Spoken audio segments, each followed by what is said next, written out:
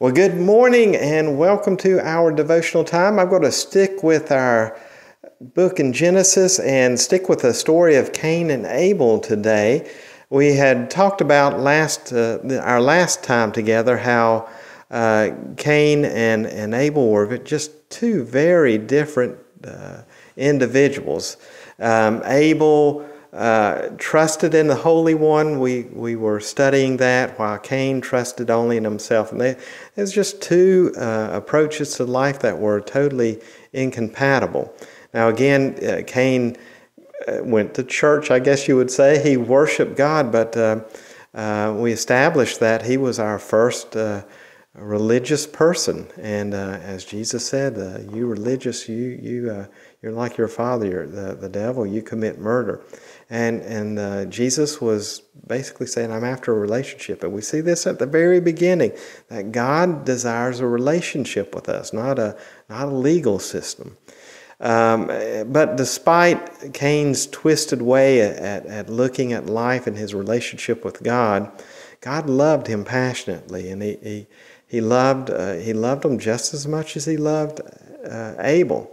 And he was just as intimately involved in Cain's life as he was Abel's life. And really both before Cain set the trap and killed Abel, and then after as well. I think sometimes as I read theological books that there's this idea that after the commitment of murder that God rejected Cain as a person, but it's clearly not that as we continue to read Cain's story. While God didn't look favorably on Cain, didn't look with favor, as Scriptures say, on Cain's attempt to approach God through selected fruits instead of giving first fruits. He never, even after this unthinkable act of murder on Cain's part, abandon or reject Cain as a person. And you kind of see this in verse 5. You start to see Cain's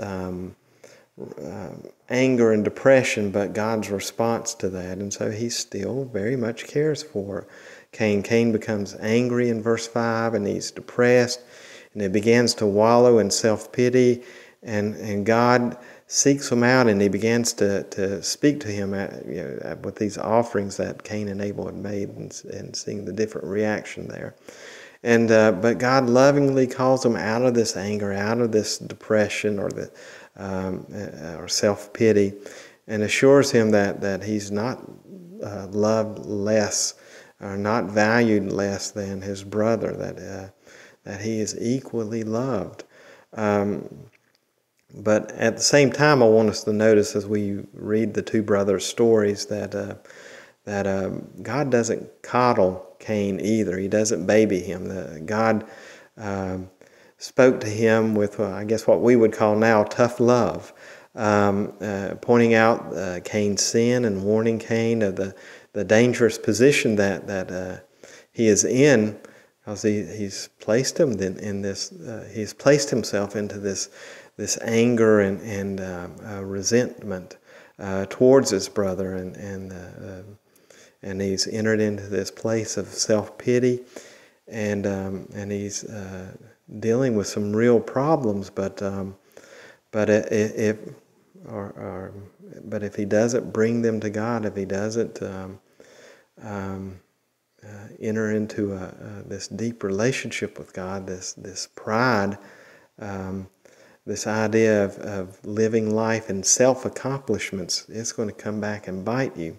And obviously we read that it does. And we'll talk a little more about that in our next devotional time. But I want us to see that God obviously doesn't want murder to happen, doesn't want the ugly things in this world to happen.